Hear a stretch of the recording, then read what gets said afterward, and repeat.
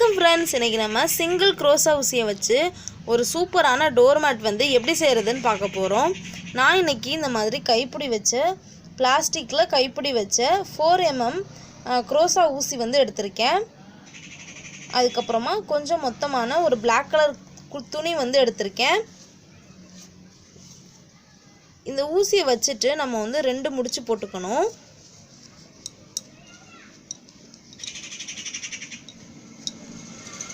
பாருங்க, இந்த மாதிரி 2 முடிச்சு போட்டுக்கோங்க. இதுக்கு அப்புறம் பாத்தீங்கன்னா நம்ம வந்து செயின் செய்யணும்.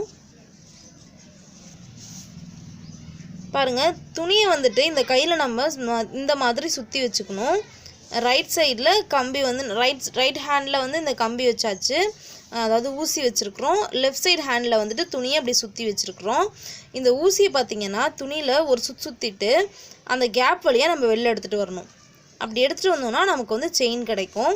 நம்ம வந்து இன்னைக்கு ரவுண்ட் ஷேப்ல மேட் பார்க்க போறோம். அதனால 5 செயின் வந்து செஞ்சா போதும். இந்த விரல்ல சுத்தி இருக்க துணியை அந்த கம்பியில ஒரு தடவை இந்த மாதிரி மாட்டி விட்டுட்டு அதுக்கு அப்புறமா ஏற்கனவே செஞ்சிருந்த செயின் வழியா வெளில எடுத்துட்டு வரணும்.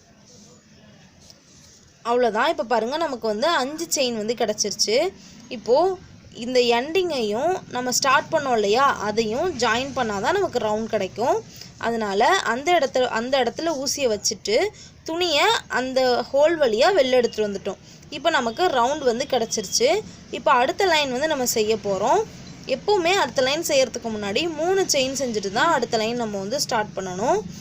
இப்போ பாருங்க, கணக்கு பண்ணிட்டு 3 செயின் வந்து நம்ம செஞ்சுக்கலாம். அடுத்தடுத்த லைன் செய்யும் போதும் இந்த 3 செயின் தான் நம்ம செஞ்சுட்டு அதுக்கப்புறம் அடுத்த லைன் செய்யணும். இப்போது நம்ம வந்துட்டு டபுள் க்ரோஹெட் வந்து செய்ய போகிறோம். இப்போது அந்த துணியில் ஊசியில் வந்துட்டு ஒரு முடிச்சிருக்கு இல்லையா, அது இல்லாமல் இந்த துணியை வந்து ஒரு தடவை அந்த கம்பியில் சுற்றிட்டு ஏற்கனவே செஞ்சுருந்த அந்த செயின் கேப் வழியாக நம்ம இன்சர்ட் பண்ணிவிட்டு துணியை வெளில எடுக்கணும். எடுத்ததுக்கப்புறமா திரும்பவும் துணியை அந்த ஊசியில் ஒரு தடவை சுற்றிட்டு மொதல் 2 நாட் வழியாக வெளில எடுத்துகிட்டு வரணும். அதுக்கப்புறம் பார்த்தீங்கன்னா அடுத்த 2 நாட் வழியாக வெளில எடுத்துகிட்டு வரணும். இதுக்கு பேர் டபுள் க்ரோஹெட்டு. சிங்கிள் க்ரோஹெட்லேயும் நம்ம மேட்டு செய்யலாம். ஆனால் டபுள் க்ரோஹெட்டில் செஞ்சால் தான் மேட்டு வந்துட்டு ஒரு நாட்டுக்கு, அதாவது ஒரு லைனும் கொஞ்சம் அகலமாக நமக்கு கிடைக்கும். இதே சிங்கிள் க்ரோஹெட்டில் நம்ம செஞ்சோன்னா ஒரு லைனோட அகலமும் கம்மியாக இருக்கும். அப்போ மேட்டோட சைஸும் வந்து கொஞ்சம் குறையும். உங்களுக்கு டபுள் க்ரோஹெட் தெரியுதுன்னா இந்த மேட்டை நீங்கள் ட்ரை பண்ணிக்கலாம். இது தெரியலனா சிங்கிள் க்ரோஹெட்லும் நாங்கள் ஏற்கனவே வீடியோ அப்லோட் பண்ணியிருக்கோம். திரும்பவும் இன்னொரு முறை வேணும்னாலும் நாங்கள் அப்லோட் பண்ண தயாராக இருக்கோம். இது ரொம்ப ஈஸி தான். இதே மாதிரி நம்ம ஸ்டார்ட் பண்ணோம் இல்லையா, அந்த இடம் வர வரைக்கும் நம்ம செஞ்சுட்டே வரணும். இதில் இன்க்ரீஸ் பண்ணுறதும் டிக்ரீஸ் பண்ண மாட்டோம், இன்க்ரீஸ் தான் பண்ணணும். அதாவது இன்க்ரீஸ் பண்ணோன்னா ஒரு செயின் கேப்பில் 2 தடவை நம்ம டபுள் க்ரோஹெட் போடுற மாதிரி கூட வரலாம்.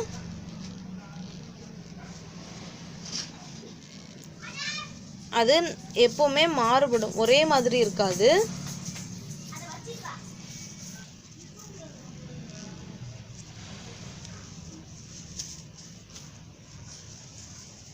இந்த வீடியோ வந்ததுக்கு அப்புறமா உங்களுக்கு டபுள் க்ரோஹெட் சிங்கிள் க்ரோஹெட்லாம் பொறுமையாக எப்படி செய்கிறதுன்னு சொல்லிட்டு நம்ம சேனல்லே ஒரு வீடியோ போடலான்னு இருக்கோம்.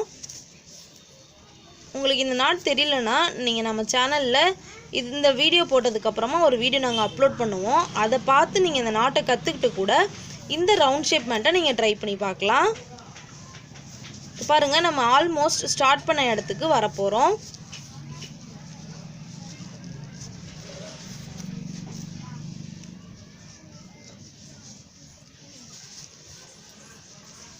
இப்போது நம்ம ஸ்டார்ட் பண்ண இடத்துக்கே வந்தாச்சு. இப்போ நம்ம இந்த எண்ட் இருக்கு இல்லையா, இதையும் நம்ம ஸ்டார்ட் பண்ண இடத்தையும் ஜாயின் பண்ணால் நமக்கு ஒரு சர்க்கிள் கிடைக்கும்.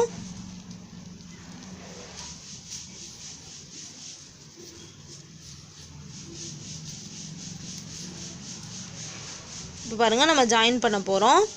ஸ்டார்ட் பண்ணோம் இல்லையா, அந்த நாட்டோட கேப்பில் நம்ம இன்சர்ட் பண்ணிவிட்டு துணியை ஃபுல்லாகவே நம்ம ஒரே இதுலேயே 3 நாட்டு வழியாகவும் வெளில எடுத்துகிட்டு வந்துடணும்.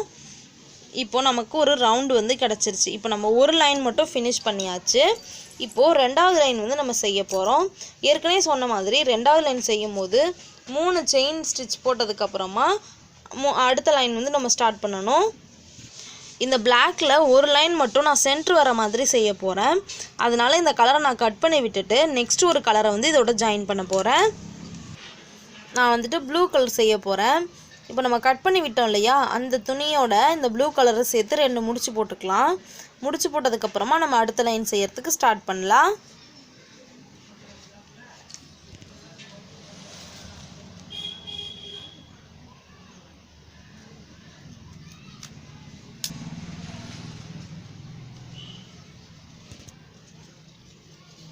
மூணு செயின் ஸ்டிச் போட்டுக்கலாம்.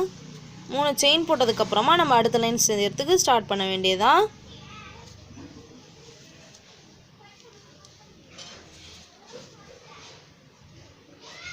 பாருங்க, மூணு நாட் வந்து இந்த ஊசியில் இருக்குது. திரும்பவும் துணியை சுற்றிட்டு மொதல் 2 நாட்டு அப்புறம் 2 நாட்டுன்னு எடுக்கணும். அவ்வளோதான். இதே மாதிரி இந்த லைன் ஃபுல்லாக நம்ம செஞ்சுட்டு வந்துடலாம்.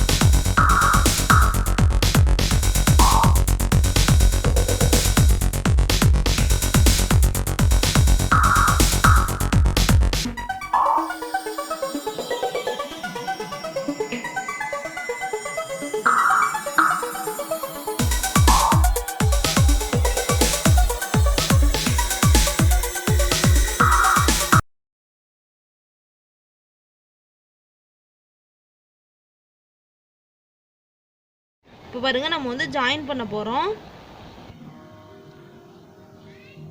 இந்த லைன் ஒரே ஒரு இது டபுள் க்ரோஹெட் முடிச்சதுக்கப்புறம் நம்ம ஜாயின் பண்ண வேண்டியதான். நம்ம வந்துட்டு இந்த மாதிரி லைன் நம்ம செய்யும்போது இப்படி வச்சு பார்க்கணும். வச்சு பார்க்கும்போது ஜாயிண்ட் ஆணுச்சுன்னா மட்டும்தான் நம்ம வந்து ஜாயின் பண்ணணும். இல்லைன்னு வச்சுக்கோங்களேன், இந்த பக்கம் இப்படி இப்படி குறுகலாக வருது மேட்டு அப்படின்னா நம்ம எக்ஸ்ட்ரா வந்துட்டு டபுள் க்ரோஹெட் செஞ்சதுக்கப்புறம் தான் ஜாயின் பண்ணணும். இப்போ நீங்கள் வச்சு பாருங்களேன். இப்போ வச்சு பார்க்கும்போது நமக்கு வந்து ரவுண்டு வந்து கரெக்டாக வருது.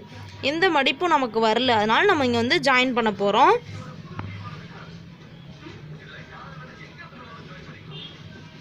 நம்ம டபுள் க்ரோஹெட்னா ஃபஸ்ட்டு 2 இதில் விடுவோம், அடுத்த 2 இதில் விடுவோம் இல்லையா, அதே மாதிரி தான். அதே இதை செஞ்சுட்டு நம்ம வந்துட்டு ஜாயின் பண்ணிக்கணும்.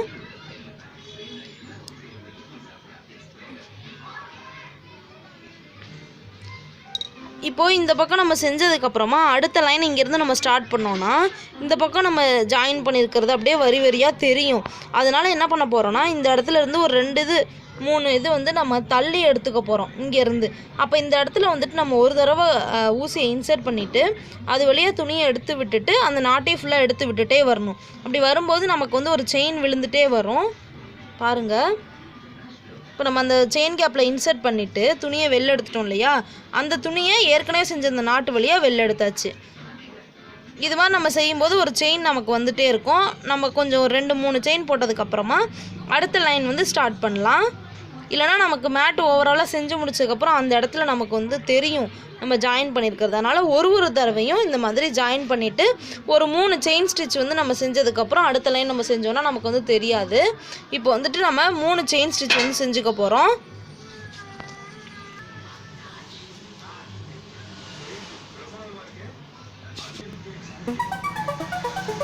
அதுக்கப்புறமா நம்ம அடுத்த லைன் செய்ய ஸ்டார்ட் பண்ணிடலாம்.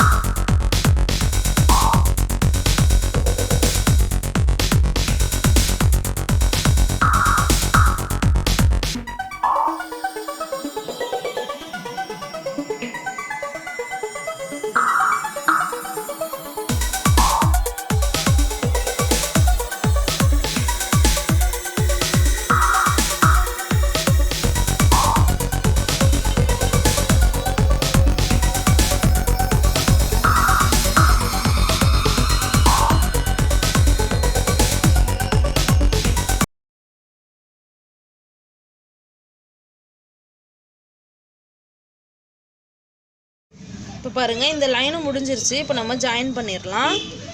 ஏற்கனவே சொன்ன மாதிரி நம்ம டபுள் க்ரோஹெட் போட்டு ஜாயின் பண்ணிடலாம்.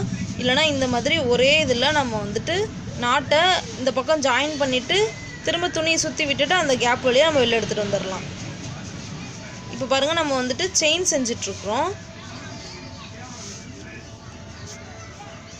இந்த செயின் செய்கிறதுக்கு பாருங்கள் துணியை வந்துட்டு ஃபஸ்ட்டு நம்ம செயின் கேப்பில் இன்சர்ட் பண்ணதுக்கப்புறமா துணியை அது வழியாக வெளில எடுத்துகிட்டு வரணும்.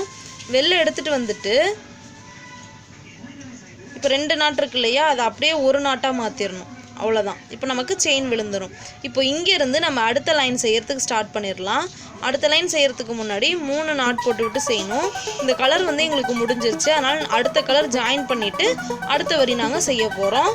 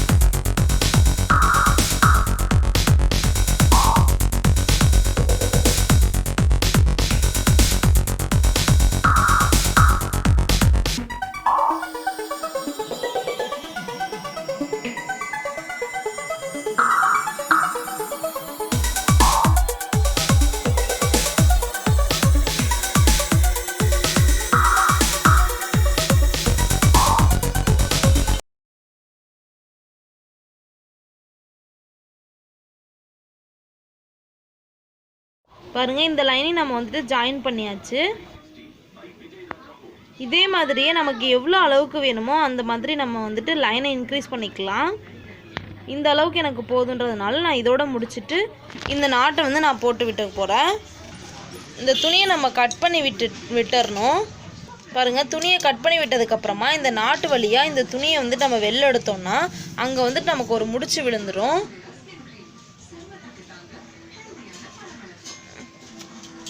நல்லா டைட் பண்ணி விட்டுட்டு மிச்சம் இருக்கிற துணியை இந்த நம்ம போட்டிருந்தோம் இல்லையா செயின் மாதிரி ஸ்டிச்சஸ் இருக்குல்ல, அதில் வந்து இந்த மாதிரி இன்சர்ட் பண்ணி வெளில எடுத்துட்டு நாட் போட்டு விட்டுற வேண்டியதுதான். இல்லைனா இந்த இடத்துல ஒரு ஊசி நூல் வச்சு ஒரு தடவை லைட்டாக தைச்சிட்டிங்கன்னா ரொம்ப செக்யூராகிடும். நமக்கு எவ்வளோ அளவுக்கு வேணும் அந்த அளவுக்கு நம்ம வந்து லைனை இன்க்ரீஸ் பண்ணிக்கணும். அவ்வளோதான். உங்களுக்கு நம்ம வீடியோஸ்லாம் பிடிச்சிருந்துச்சுன்னா மறக்காமல் நம்ம சேனலை சப்ஸ்கிரைப் பண்ணிடுங்க ஃப்ரெண்ட்ஸ். லைக் பண்ணுங்கள், ஷேர் பண்ணுங்கள். தேங்க்ஸ் ஃபார் வாட்சிங்.